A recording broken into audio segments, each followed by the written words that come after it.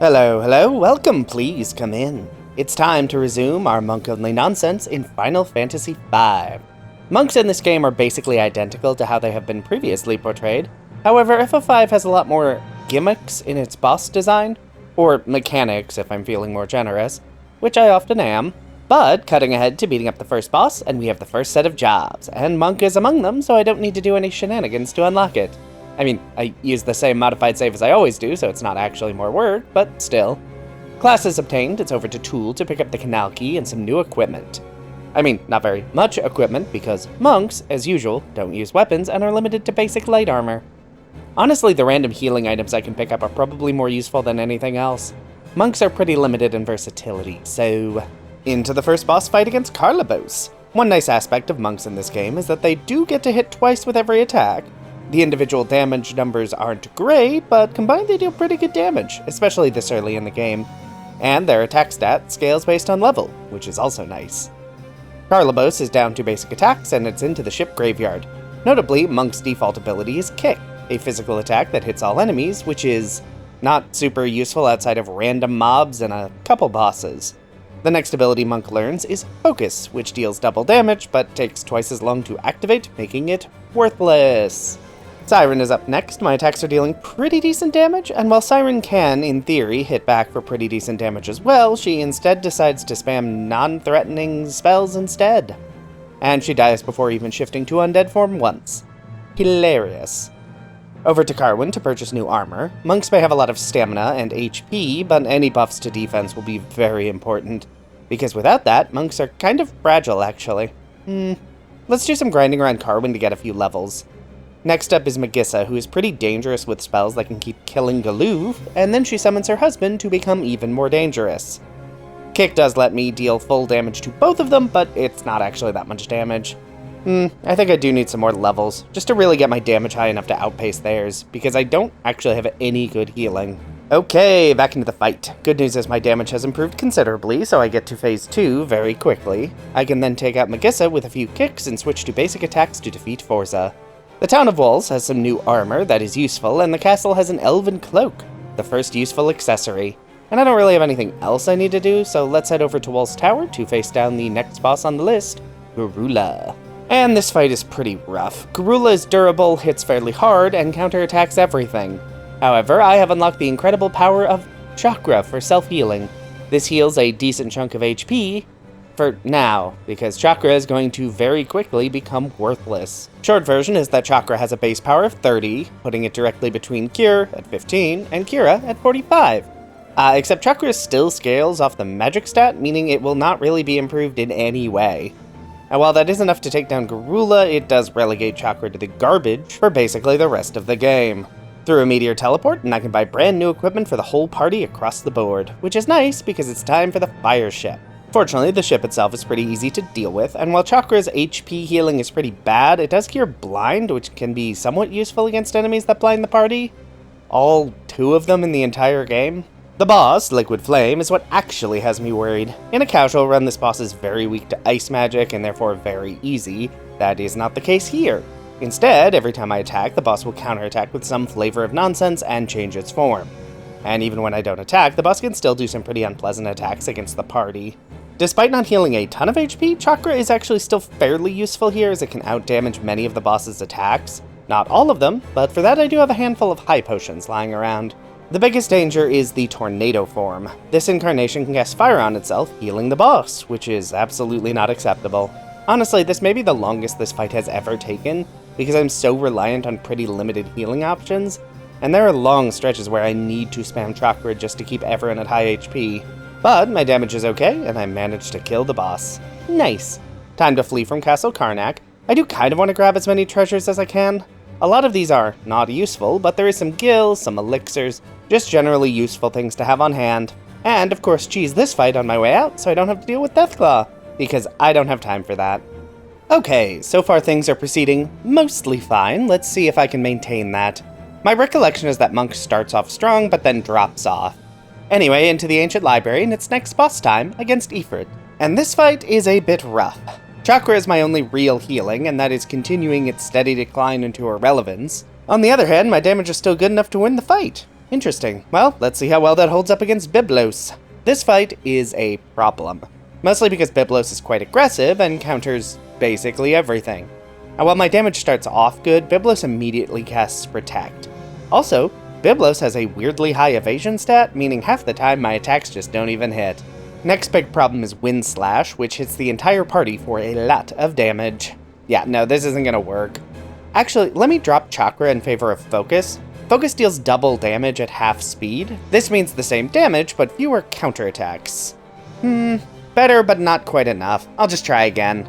Yeah, still, no. I got closer. Byblos was low enough HP to counter with Drain, which does mean some decent progress, but it's not quite enough. That's okay. I'm still a bit lower level than I would normally prefer here, and monks scale very well. Time for some grinding before I hop back in. Couple levels later, and it's back into the fight. Wait, does Focus bypass Protect? Because it really looks like it bypasses Protect. The wiki did not mention that. Okay, that definitely means Focus is the play here. And yeah, it takes a second attempt, but Byblos goes down. Okay, maybe Focus does have at least one niche use case. But that concludes the Ancient Library, so it's over to Karnak to chat with Sid and Mid to get me my boat. And first destination is Jackal to buy new equipment, which is always nice. Then over to Crescent Island to lose a boat and gain a black chocobo, which lets me fly back over to the Ancient Library because it's sandworm time. And after the comparative challenge of the Byblos fight, this boss is thankfully very easy. Just punch the sandworm in the face repeatedly. I don't even need to use Chakra. That teleports me to this facility with a convenient airship, and the next boss, Crayclaw. This boss is just Carlibos with a palette swap and a new attack. Although it does die so fast it only gets to use it once. Neat, that was easy. Monks may not have a ton of diversity in their movesets, but they at least are very strong at dealing damage. Anyway, flying back to the Earth Town means it lifts into the sky, and we need some adamantite from Galif's meteor to reach it. And this boss is a bit of a problem because, wow, its physical defense is really high. Good news is that critical hits at least bypass that, and I really just spam attack to win the day. Which means it's time to take down the Flying City's defenses, and these can be a bit problematic. The flamethrowers are mostly fine, the damage they deal is significant, but monks get a lot of health. The real problem is the rocket launchers, which can take out half my HP in one missile attack and confuse the target. Yeah, that's gonna be a problem. I think I just need to level up at this point. My only saving grace is going to be dealing enough damage fast enough to kill the missile launchers before they kill me. I am still lower level than I would prefer here, because of course I am, so let's do some grinding. Back into the rocket launcher fights, and okay, so that did work. Barely. Let's hope I can manage that one more time against the other rocket launcher. Huh, that one went way better. Weird. Oh well, that's the Flying Fortress's defenses down, so it's time to actually deal with the boss. And my plan is to start by spamming Kick. This deals full damage to all targets, ignoring rows, so I can easily destroy the secondary parts, and then just attack until the main cannon dies. It is really funny how much more difficult the rocket launchers are compared to the cannon boss itself. Ooh, power armlet. Other than that, doesn't seem like the Ronka Ruins have anything interesting that I care about, and that means it's boss time. So, I basically have no plan here other than just spam attack. Archeo Avis switches between different elemental weaknesses, none of which I can exploit, so I just need to hope I can outdamage. Wait, that worked? I mean, yeah, the Avis comes back in a final phase, but it's actually more fragile. Wow, that fight probably shouldn't have been that easy or that simple, but I will take it. Anyway, Galuf is gone, it's time to clear a path to his world, but before I do that, I need to head over to Istri to buy a flame ring for later. We'll get to it. Anyway, first meteor has nothing interesting, second meteor has a boss fight against Perobolus, and my plan is basically spam Kick to bring them all down to low HP. That way when they self-destruct, they won't deal that much damage. To be fair, I also take out half of them with counterattacks, which also don't trigger the Arise mechanic, but potato-tomato. Next boss fight is against Titan, who can hit fairly hard and uses Earthshaker on death. Good news though, monks have a stupid amount of HP and decent damage, so spam attacks for the win. And finally Chimera Brain, which is the same principle, but it doesn't have a death attack. Wow, monks may not have any interesting options, but they're fairly effective. Meteor Juice successfully extracted, and it's over to Galuf's world, where I can actually beat up the Abductor. Huzzah! Okay, the party is captured, so it's Guluf to the rescue, which means a boss fight against Gilgamesh. And Gilgamesh dies in, like, one turn? Alright then, it is bridge time, and that means spamming Kick, and everything dies. Seriously, simple stuff. Okay, time for another actual boss against Gilgamesh. Ooh, that was a big crit. Oh, bye, Gilgamesh. Huh, I guess that is technically a boss fight. Anyway, Exdeath has raised the barrier and thrown the party halfway across the world. So Rigol has no new equipment, love that. Oh, they do sell high potions though. If Chakra wasn't dead before, it sure is now. Nice. So, all things considered, things are going quite well. Let's hope that remains true. Next up is the underground waterway to rescue a Moogle. The fights themselves are pretty easy, mostly because of Kick, and the boss itself is vulnerable to death via Phoenix Down, making it very easy. The Moogle village doesn't really have anything that exciting, neither does Castle Ball, but it does give me my next big quest, getting some herbs to heal a dragon. Ooh, new equipment in Werewolf Village? Love that. Onward to Drakenvale. And the boss, Dragon Pod, which is very easy. The pod just summons little flowers to actually do things in the fight, but they are very fragile and just basic kicks can kill them fairly quickly. So I guess I'll just set auto battle and go make some coffee or something. Taking this back to Castle Ball gets me my dragon, so it's over to Turtle Island to sink it below the waves, and it's now time for a boat fight. Against Gilgamesh. As usual, just spam basic attacks until Enkidu shows up to heal him, and then I think I'll just spam Kick. The damage isn't quite as good, but with Enkidu's healing and being in the back row, I don't really have any better options. And yeah, that is in fact enough to finish Enkidu. Then some healing and Gilgamesh goes down as well. Not particularly difficult, not that I was really expecting it to be. That means I can take the submarine to the barrier tower. I will be bypassing the dragons here generally because yeah, they deal way too much damage and have too much health. Oh well, nothing they give is really worth doing that again. Anyway, time for Atomos. Not sure why I switched out HP plus 30% for focus, but I guess that's fine. It won't really make a difference in this fight, as Atomos has no counters and no defensive buffs. Honestly, this fight is really just try to keep anyone from being eaten while spamming basic attacks. It's a DPS race that I win, though not by as much as I was hoping. Okay, back to HP plus 30% because that chunky health upgrade is very good.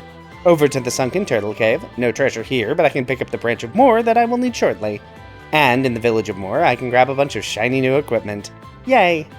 And honestly, things are still going fine, so I'm just gonna rush the Forest of Moor as well. Which does burn a little bit to the ground, and it's next boss time. And here is where I need to deploy my favorite strategy. By attacking the topmost crystal until it gets to low health, it will start to spam Firaga on my entire party. However, Bart has a Flame Ring equipped. This means that fire damage will heal him instead of hurting him. That makes him mostly unkillable. Though poor timing can bite me in the butt, which it actually does here, because monks have innate counterattack, which thus far has been neutral to good, but it is actually a problem in this instance. Because both the earth and wind crystals get down to critical health around the same time, despite me focus firing only one of these, which means Firaga healing me isn't enough to keep me alive. So that's actually a pretty big issue. Hopefully just leveling up helps somehow. Back into the fight, and I am dealing more damage. Hopefully that means my intentional damage outweighs the counterattack damage I'm dealing. Okay, much better. I'm able to take out 2 crystals before random counterattacks deal enough damage to prompt Aeroga spam. That means the fight is won, which means Galoof is out and Kryl is in. And that means it's finally time to take the fight to Exdeath. But first, I have to face down Gilgamesh again. No Enkidu nonsense this time, though Gilgamesh does love to inflict a lot of status effects in this fight. Fortunately, he tends to prioritize Minnie and Toad, both of which I can cure via item. Having my level, though, is much worse. Fortunately, he immediately goes into Phase 2, where he equips the Excalibur and deals basically no damage, meaning the fight is over other than waiting for the cutscene to play out, so he can be dragged into the void. Alright, time for the actual boss, Exdeath. So, for starters, my damage is bad. Like, surprisingly bad. Exdeath also loves to switch everyone's row around, which is very annoying, and his attacks deal pretty good damage. Especially Earthshaker, and Vacuum Wave. I do have a lot of high potions, but 500 healing is not as effective as it used to be. Just trying to mitigate damage and heal is taking up all of my monk's turns, and it's not even working. I mean, the occasional counterattack is helping, but not by nearly enough. Sometimes I do get lucky and he decides to only use nonsense that doesn't deal damage, but once he hits the final phase of the fight, he starts taking 2 actions at once. And yeah, I cannot heal that fast. Okay, fine, I guess it's time to get some levels under my belt. Okay, some levels gained, let's hop back in, and yeah, my damage is a bit better, but it's still not great. I mean, crits deal nice enough damage, but regular hits, not so much. Ooh, I forgot Exdeath can cast Regen, that's even worse. Especially with how much healing I need to do in this fight. At least Regen doesn't heal that much HP. The bad news is Exdeath still does deal that much damage. And yep, in the final phase of the fight, I cannot possibly heal fast enough to survive his constant attacks, and I certainly can't do that and deal damage. Let's try using Focus, I guess? I mean, the hit to max HP isn't ideal, but I also can't heal fast enough for that much health to be as useful as I'd prefer anyway. And of course, Exdeath reverses the polarity on the party, putting them in the back row. Is this the same damage? Does Focus ignore the row you're in? Why did I not know that? Why did the wiki not mention? Is this new with the Pixel Remaster version? That actually changes everything. You may think, how is that useful? And the answer is, because then I can put the entire party in the back row and take half physical damage. Now, Exdeath does predominantly use Magic or Vacuum Slice, which ignores your row, but he also uses a lot of basic attacks, which now deal way less damage. Focus is normally kind of garbage, specifically because its nothing benefit loses to literally any ability, but dealing functionally neutral damage and being in the back row is pretty good. I mean, in a casual run it's still useless, but not in Monks Only. In Monks Only it could be the key to everything. I mean, I still have to deal with Exdeath swapping my rows all over the place and zombifying everything, so it's not, a perfect solution, but it is something. Okay, back to grinding because I do still need levels. Okay, let's try this again. Still using Focus because back row is still useful, and my damage might be better? Is it better? Is it not? I can't tell, it's been a while. Level 3 Flare. Let me get everyone one more level so I'm not a multiple of 3. Okay, and we're actually back. I think what I want to do this time around is to keep my health as close to max as possible. And you know what? I shouldn't need all of these elixirs, let's use some as well. The plan is to try to be at max or close to max as much as possible. That way, when I get into the final phase of the fight, I can prioritize killing Exdeath over trying to heal and hopefully have enough time to make it work. And it doesn't, despite burning some elixirs. Okay, I guess it's time for even more leveling. Jeez, I knew this Exdeath fight would be tricky, but I did not expect it to be this bad. Okay, F it. Let's just focus across the board and throw out as many elixirs as I need. They are purchasable later, so if I need more then, I can make it a later problem. I mean, they also cost a lot of gil, but I feel like buying a handful of elixirs later will take less time than beating this boss without them. Thank you. Goodbye, Exdeath. Jerk. Anyway, that gets me to World 3, and it's Kryl and Bartz on their own against the next boss, Antlion. This boss loves to have Kryl's level a bunch for some reason, but also has no attack, seemingly? Interesting. Anyway, Ferris is back in the party, and we head into the desert. Thankfully, the gargoyles will not generally be a pain in the butt, because Kick, which after some of the nonsense I've dealt with, is a nice relief. Anyway, there is no boss in the pyramid, and I'd prefer to fully explore the area later once Lena rejoins the team. So it's climb to the top, grab the tablet, and it's back to what remains of the Forest of Moor to face the next boss on my list. And that is Melusine. And this fight is a problem, because Melusine has a comically high defense stat. Critical hits can still deal damage because they bypass defense, but critical hits are obviously not guaranteed. Melusine will drop her barrier and start taking normal amounts of damage, but that is temporary. She then proceeds to start cycling back through her barrier phases. One advantage I have is that Bart still has the Flame Ring, and Melusine loves casting elemental spells, so this fight is not actually that difficult, it's mostly just tedious. And I am briefly concerned I'm going to run out of high potions, but I don't, which is great. And with Lena back in the party, I can head over to the town of Mirage and pick up a bunch of brand new equipment. Ooh, Hermes sandals? I will definitely need to buy some of those. Auto haste is really strong. And it's time for a chocobo trip to pick up the magic lamp. Okay, that means the path to the final boss is open, but I have some side content I want to do. Mostly because I want the Kaiser Knuckles. These are an accessory that boosts unarmed attack power by 50 points, which should be pretty useful. However, these are hidden in the Deep Sea Trench, which requires some work to access. First on my list of tasks is to head into the Island Shrine. There aren't really any good items here, so it's boss time. And this boss is really easy. Basically just hit it once, and then only one of the copies is real, so just casually attack one after another until one of them takes damage. Then repeat. I have 3 Hermes sandals, so my characters are attacking much faster than normal, which is great, but there isn't really anything else I can do to make this fight not super tedious. But eventually, the fight ends. Beating that boss unlocks the Fork Tower, which is my next major destination. However, I first need to take the Black Chocobo over to Phoenix Tower to grab a few Reflect Rings. This does take longer than I'd like, mostly because I can't equip the Thief Ring from Mirage to Steel, so I just need to get lucky with drops. At least it means I get some good experience. That done, I can head over to the Fork Tower proper, and the first boss here is Minotaur. By keeping my party in the back row and using focus, I can get in big hits and finish Minotaur very quickly. But then it's over to Omniscient, and this becomes a problem. So because of the 2 Reflect Rings I have, Omniscient can't really do anything to me. The problem is I also can't really do anything to him. Any attack or effect I trigger with Monk will prompt return and reset the fight. So there are 2 ways to deal with this. Way the first is to just wait. Omniscient has no way to regain MP and will eventually run out. On the other hand, he has 30,000 MP, which is a lot, meaning it will take a very long time to exhaust his MP pool.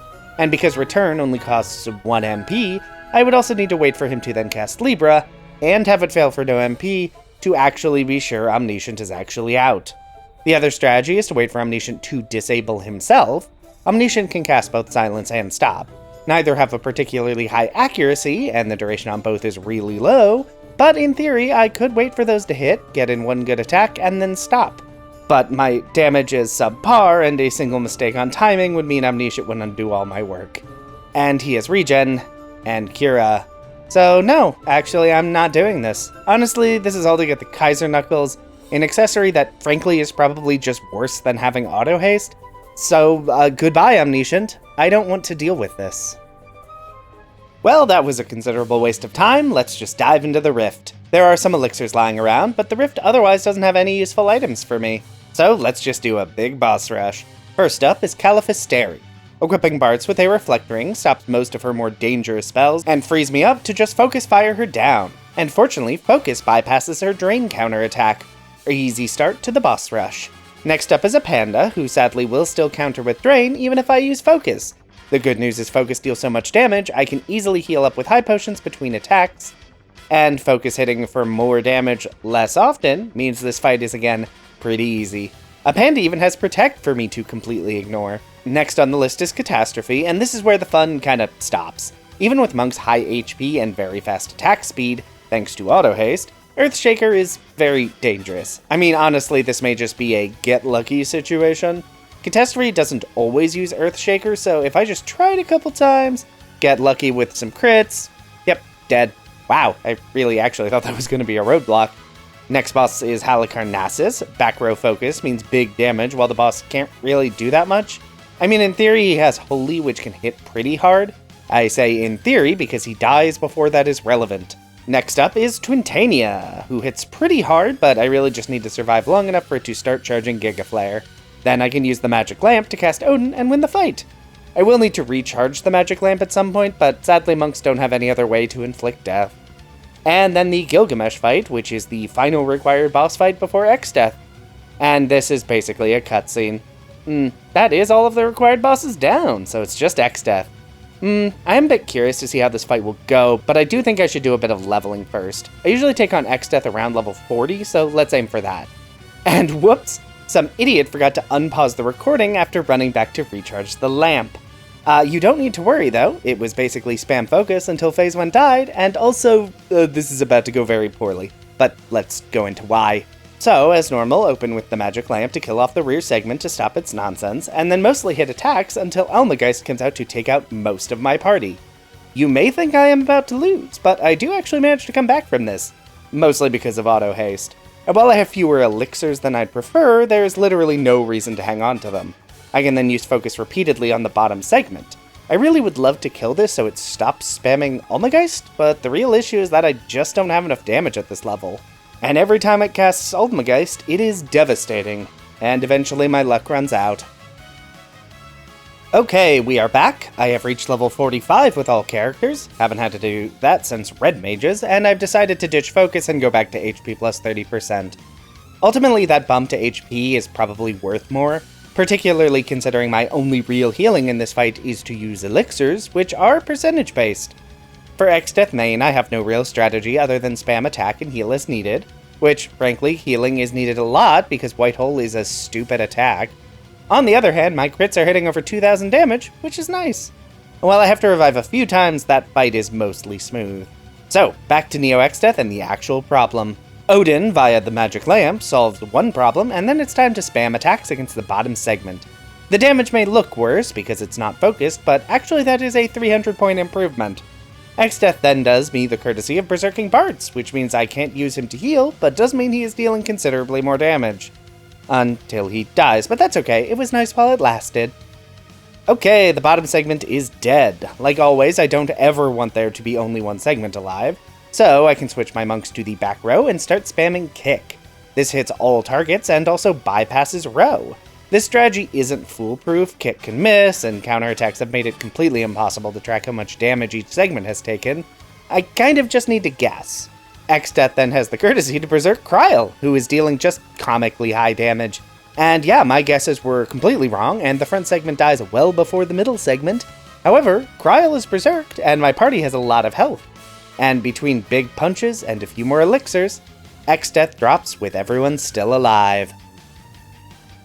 And that was Final Fantasy V, beaten with only monks. I went into that run really expecting monks to struggle, partly because I remembered them scaling poorly, and partly because the abilities they do get seem very flat.